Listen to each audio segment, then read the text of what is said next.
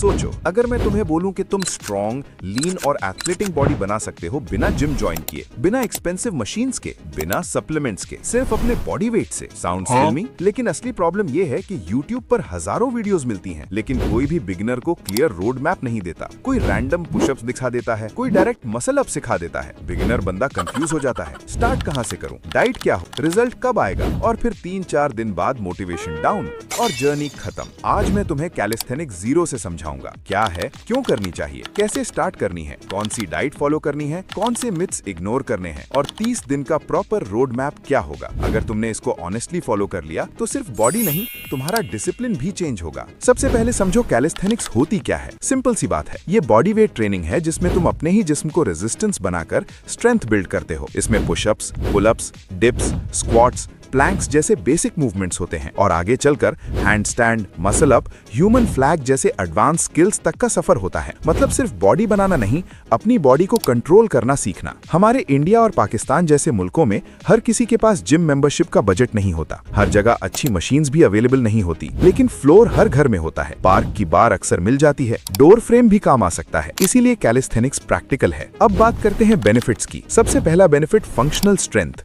जब तुम पुशअप करते हो तो सिर्फ चेस्ट नहीं, शोल्डर्स, ट्राइसेप्स, कोर सब एक साथ काम करते हैं। बॉडी एक यूनिट की तरह मूव करती है, इससे रियल स्ट्रेंथ बनती है। दूसरा बेनिफिट स्ट्रॉन्ग कोर और बेटर पोस्चर। ऑलमोस्ट हर बॉडी वेट मूवमेंट में कोर एंगेज होता है, इससे लोअर बैक स्ट्रॉन्ग होती है, खड़े होने का तरीका बेटर होता है और बॉडी स्टेबल फील होती है। तीसरा बेनिफिट मोबिलिटी और जॉइंट हेल्थ। डीप स्क्वाट्स और कंट्रोल्ड मूवमेंट्स जॉइंट्स को स्ट्रॉन्ग रखते हैं। सिर्फ साइज बनाना काफी नहीं होता, मूवमेंट स्मूथ होना भी जरूरी है। चौथा बेनिफिट फैट लॉस और लीन मसल एक साथ। जंप, स्क्वाट्स, बर्पीज जैसे मूवमेंट्स हार्ट रेट हाई करते हैं, जबकि पुलअप्स और पुशअप्स मसल बिल्ड करते हैं। अगर डाइट सही हो तो बॉडी लीन और एथलेटिक बनती है। अब मिथ्स क्लियर कर लेते हैं। सबसे बड़ा मिथ, सिर्फ जिम से बॉडी बनती है। गलत। बॉडी वेट में भी प्रोग्रेसिव ओवरलोड होता है। वेट ऐड नहीं करते, मूवमेंट टफ करते हो। दूसरा मिथ, वर्कआउट से हाइट रुक जाती है। बिल्कुल गलत बात। प्रॉपर ट्रेनिंग पोस्चर इंप्रूव करती है और जॉइंट स्ट्रॉन्ग करती है। अब आते हैं बिगिनर प्लान पर। अगर तुम बिल्कुल जीरो हो तो पहले 7 दिन सिर्फ हैबिट बिल्ड करो। Incline pushups 3 sets 12 reps, wall pull hold 3 sets 10 second, knee pushups 3 sets 10 reps, air squats 3 sets 15 reps, plank hold 3 sets 30 second. इन 7 दिन में सिर्फ फॉर्म और कंसिस्टेंसी पर फोकस करो। उसके बाद स्टार्ट होता है 30 डे का रोड मैप। फेज 1,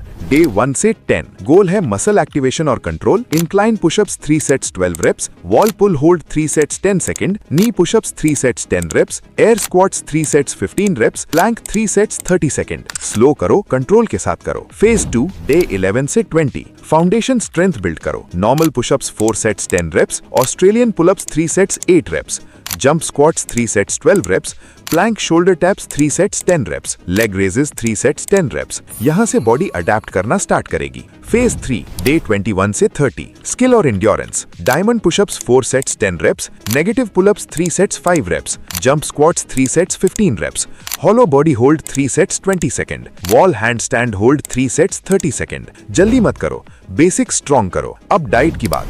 सप्लीमेंट जरूरी नहीं, सिंपल घर का खाना काफी है। सुबह उठकर 1 ग्लास पानी, थोड़ी देर बाद बनाना और 3 to 5 आमंड्स, फिर 30 to 40 मिनट वर्कआउट।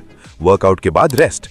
ब्रेकफास्ट में दलिया विद बॉइल्ड एग या सोक्ड सोयाबीन्स, लंच में रोटी और दाल या सब्जी, सैलेड जरूर ऐड करो। शाम को रोस्टेड चना या पीनट्स, रात में 2 से 3 रोटी और सब्जी या राइस, दाल। 2.5 से 4 लीटर पानी डेली और 7 to 8 आवर्स की नींद कंपलसरी। रिकवरी इग्नोर करोगे तो प्रोग्रेस स्लो होगी। अब मिस्टेक्स। गलत फॉर्म, इंजरी का रिस्क, रोज ब्रेक लेना, कंसिस्टेंसी खत्म, डाइट इग्नोर करना, result slow, instant result expect करना सबसे बड़ी गलती। बॉडी ट्रांसफॉर्म होने में टाइम लगता है, लेकिन अगर तुम 30 डेज ऑनेस्टली कंप्लीट कर लोगे तुम्हें डिफरेंस फील होगा। आखिरी बात, कैलिस्थेनिक्स सिर्फ वर्कआउट नहीं है, ये डिसिप्लिन है, ये कंट्रोल है, ये सेल्फ रिस्पेक्ट है। जिम हो या ना हो, अगर तुम कंसिस्टेंट हो तुम स्ट्रॉन्ग बन सकते हो। रियल स्ट्रेंथ तब आती है जब तुम अपने बॉडी वेट को कंट्रोल कर लेते हो। स्टार्ट स्लो, स्टे कंसिस्टेंट और अपनी प्रोग्रेस खुद देखो।